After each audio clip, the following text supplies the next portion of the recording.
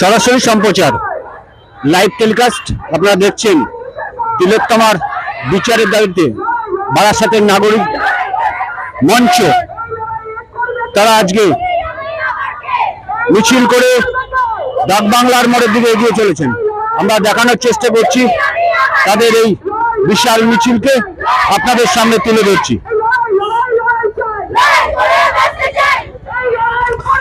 যতক্ষণ পর্যন্ত বিচার না হচ্ছে এই লড়াই তারা চালিয়ে যাবেন। তাদের একটাই দাবি, বিচার চাই, জাস্টিস ফর আরজি কর।